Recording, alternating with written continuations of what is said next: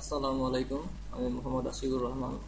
Photoshop ইফেক্টের টিউটোরিয়ালে সবাইকে স্বাগতম। আজকে আমি দেখাবো কত সহজে ফটোশপে একটি টেক্সটকে ফায়ার ইফেক্ট দেওয়া যায়। প্রথমে আমরা ফটোশপের ফাইল থেকে নিউ একটা ডকুমেন্ট ওপেন করব। এবার আমরা এটাকে কালো দিয়ে ফিল আপ করতে হবে, সেজন্য আমরা শিফট ব্যাক স্পেস চাপবো।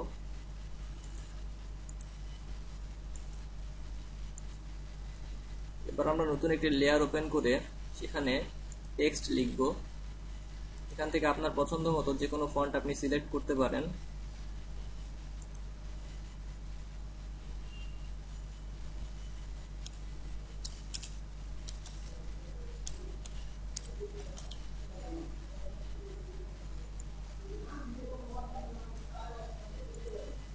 দেখুন আমাদের টেক্সট লেখাটি হয়ে গেল। এবার আমরা লেয়ারটিকে ডুপ্লিকেট করব। ডুপ্লিকেট করার জন্য কন্ট্রোল জে, ডুপ্লিকেট লেয়ারটি আমরা অফ করে দিব চোখ আইকনে ক্লিক করে। এবার আমাদের মূল টেক্সট লেয়ারে আমরা ডাবল ক্লিক করে লেয়ার ইফেক্ট ওপেন করব। এবার দেখুন এখানে অ্যাডভান্স ব্লেন্ডিং অপশন থেকে আমরা ফিল অপাসিটি 0% করে দেব। আউটার গ্লো থেকে আমরা কালারটি চেঞ্জ করব। কালার হিসেবে আমরা ব্যবহার করব এখানে E79F00 এই কালারটি, এবং সাইজ থেকে আমরা এটাকে 4 পিক্সেল করে দেব। এবার ইনার গ্লোতে যাব। ইনার গ্লোতে আমরা অপাসিটি 100% করে দেব। কালার আমাদের এবার হবে E78700, এবং আমরা সাইজ এখান থেকে 11 পিক্সেল করে দেব। এবার আমাদের কপি করা লেয়ারটি ওপেন করে এখানেও আমরা ডাবল ক্লিক করে লেয়ার স্টাইল ওপেন করব। একই রকম ভাবে আমাদের অ্যাডভান্স ব্লেন্ডিং অপশন থেকে ফিল অপাসিটি 0 করে দেব। আউটার গ্লো থেকে আমরা কালার চেঞ্জ করে দেব এবার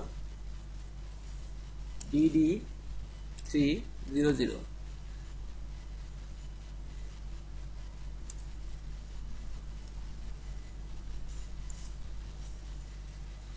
সাইজ আমরা এবার করব 28 পিক্সেল। একই রকম ভাবে আমরা ইনার গ্লোতে যাব।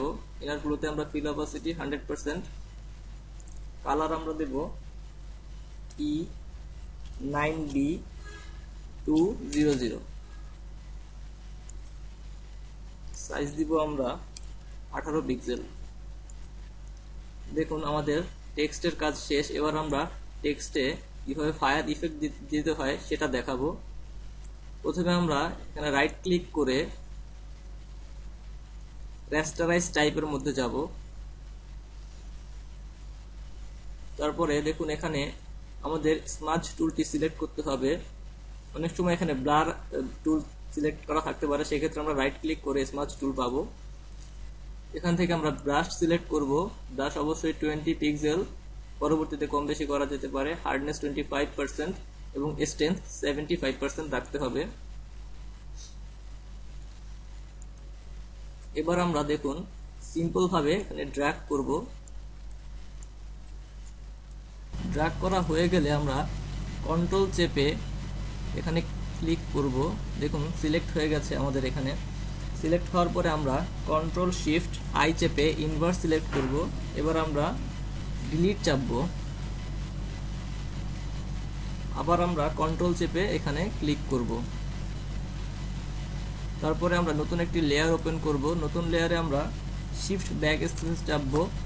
এখান থেকে আমরা হোয়াইট দিয়ে ফিল আপ করব। ব্লেন্ডিং মোড থেকে আমরা ওভারলে করে দেব। কন্ট্রোল ডি চেপে আমরা ডিসলেক্ট করে দেব। এবার দেখুন এখান থেকে অপাসিটি আমরা 50% করে দেব। হয়ে গেল আমাদের সুন্দর একটি ফায়ার টেক্সট ইফেক্ট।